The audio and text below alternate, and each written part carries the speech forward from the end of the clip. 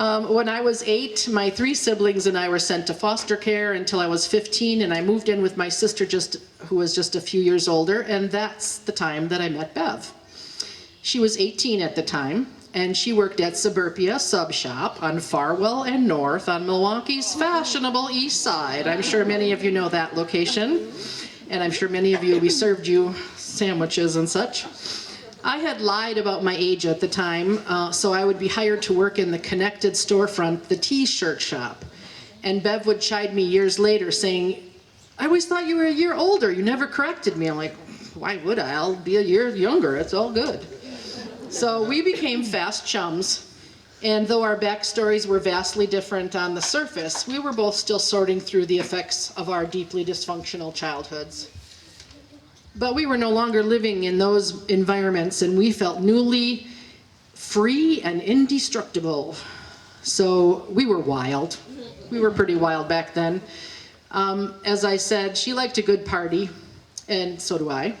So what would ensue for us was fun, but we also realized it was eventually trying to numb the pain from our wounded psyches from that childhood experience. So at work, at the Suburbia, she would trade subs for joints, and we would smoke in the cooler between the customers. Yeah, I know, all her dark little secrets are coming up, so sorry family and friends and Howard if, you know. But you know, she wasn't all like goodness and angel here, you know. So we would do that. We would be smoking the doobies, and then I would bring in the booze so that we could pour it into the soda fountain soda that they would give us for free during our shifts. And you know, then we'd get done with that and we'd go out after work. Most nights drank a lot more and smoked a lot more to complete excess, going to taverns like Hooligans and Walski's and Why Not Too. I'm sure some of you have been there with us. In fact, I know we've shared a few nights together. So don't get me wrong, like I said, we had some great times, but we were replicating the themes of our childhood, putting ourselves into too many situations of great risk, and she was one of the first ones, at least in my circle, to start changing the trajectory of her life. She started her journey of healing, going for a nursing degree, and you heard all about that already and where that took her. She became a licensed massage therapist, enter Howard, but you'll hear more about that later as well. She even started eating a macrobiotic diet, I recall, and I could never understand how she could stomach dried seaweed, but she did it. That didn't last long, don't worry. That was our fun. No, seriously not. So over the years, she became an avid practitioner and master of many other healing modalities, including therapeutic touch, Reiki, and others. Throughout her life, she developed lifelong families of the heart with friends. And I know many of you are here today. From Booth Street. Can we hear who's? Booth Street. Yeah. All right. What about Kramer Street? Hey. I got contingents from everywhere, I know. Booth is better. Go away. They were rival gangs. No. Of course, you know there are many here from the UW nursing program. Woo! Silver Spring Nursing Center. Transformations. I don't expect there's anyone here from Pumpkin Hollow, but the Therapeutic Touch program. Okay, we've got someone representing. All right. Conservation partners. I know we've got folks here from Lake Geneva Conservancy and others. All right, they're very quiet, but they're here. The Friday Coffee Gang. Quiet, come on, woo! Did I miss other loving groups that have gathered around that wild and crazy woman of ours, Bev? Yayas and mini yayas. Oh, the yayas and the mini yayas. An extension of Kramer Street, I think, right? Yes. So there were many of us who loved this woman. And so much of what she would go on to do in her own healing was to teach others to stop the cycle of violence in their lives, focus on critical self-love, facilitate and nurture the healing of self and others. So my friendship with Bev, as I said, started when I was 15. It's been almost 50 years, and our friendship just continued to blossom and grow over the years. From our wild party days to our journeys of recovery and self-discovery, to leaving our city girl lifestyles in Milwaukee, to moving out to the country to be with our respective husbands as outdoor girls. And then through multiple health challenges, she certainly had far more than I did, but we shared that experience as well, to building a unique bond of sisterhood through the moon itself. What would aptly become named Moon Camp was our monthly gathering for reflection, support, and celebration of ourselves and each other.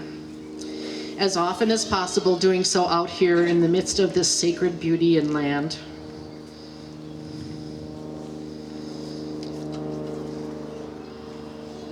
So yeah, I guess that one's got me. Okay, I'm pausing, Bev, I'm breathing.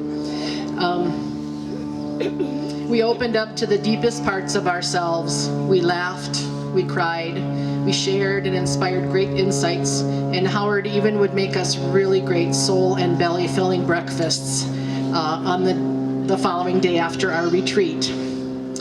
Our conversations and visits became far more frequent over the years, especially when she was eventually moved to Fredert Hospital, in and out over the course of that last year, over 12 or 13 times, I don't even know. She lived she was staying down the street from my house at that point, and I was the +1 that was allowed to visit her in the hospital, so we shared many more visits and times together. Though we were always extremely cautious, even with COVID, we could not be separated. During her final months, we would talk daily, even if only for a short chat. She often said, hearing my voice at the end of the day was a great comfort to her, and I can guarantee you, hearing hers was a great comfort to me. From such unthinkable beginnings, she became a healer, a doctor, a scholar, an educator, a teacher, a student, and a mentor.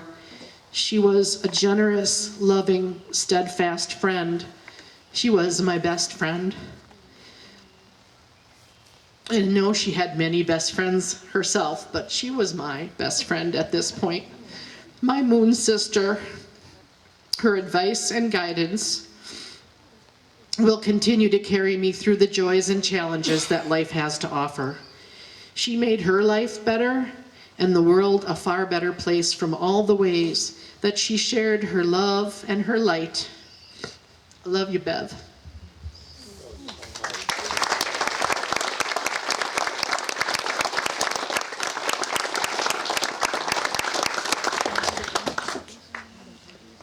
Yeah, and now we'd like to call up our guests from the Geneva Lakes Conservancy. We're sort of shifting it's raining again out there. Not too bad.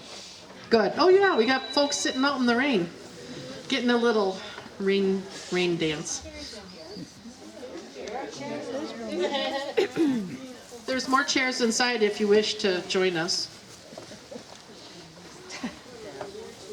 I have to say, Deb, I'm from Milwaukee too, and if I'd known that you and Bev were at all those haunts, I would have been there with you. Get up here, Right.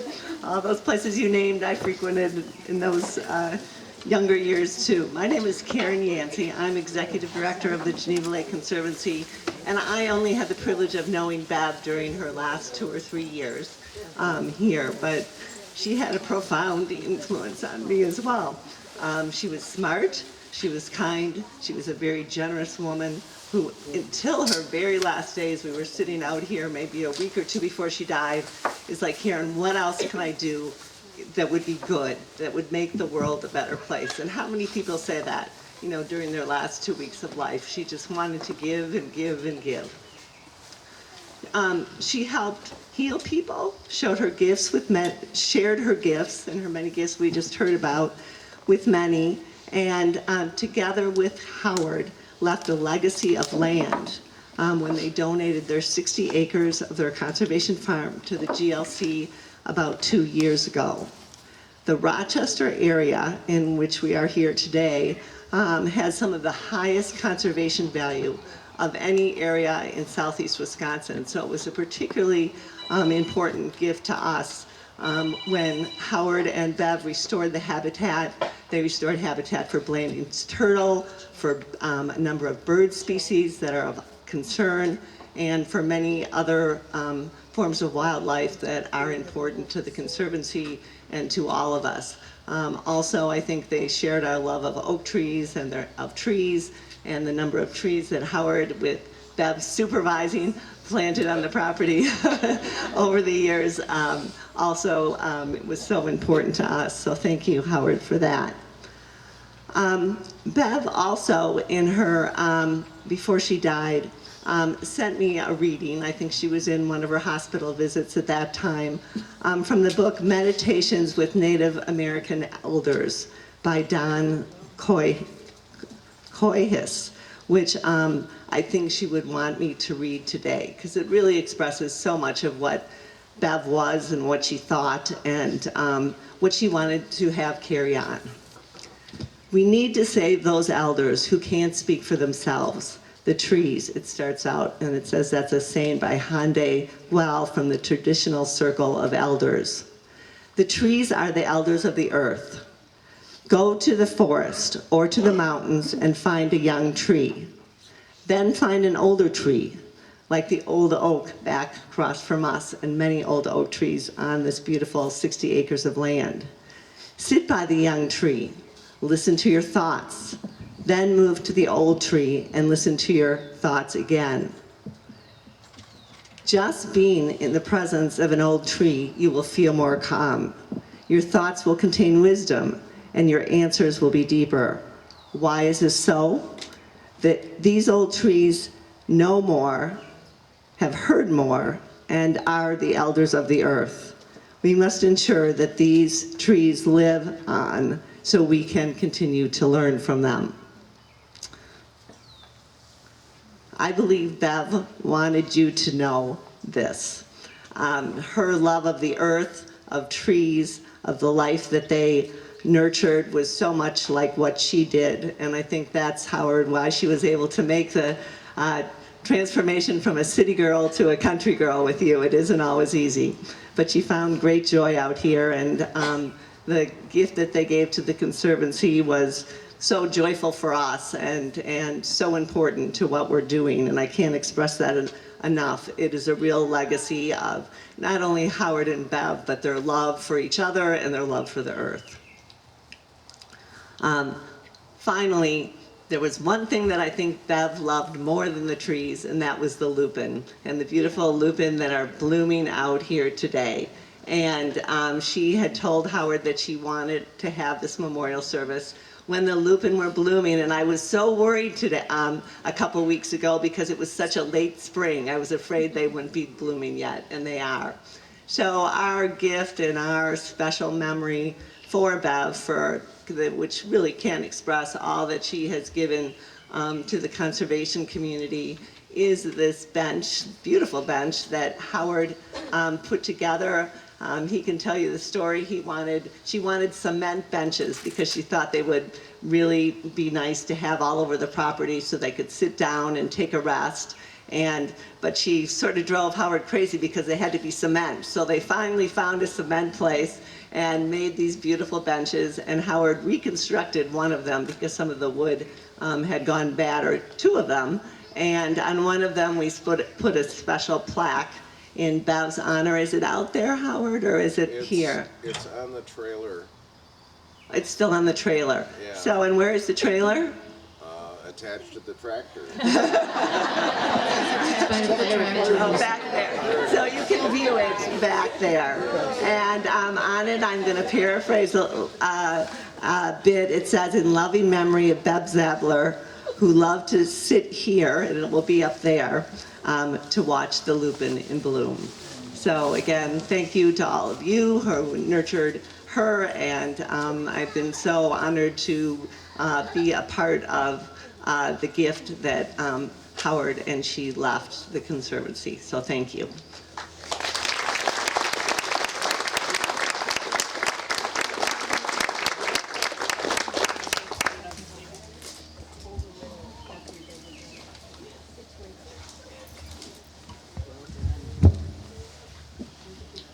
so much.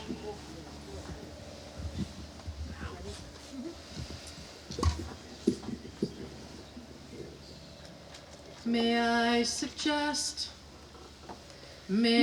suggest to you, may I suggest this is the best part of your life. May I suggest this time is blessed for you.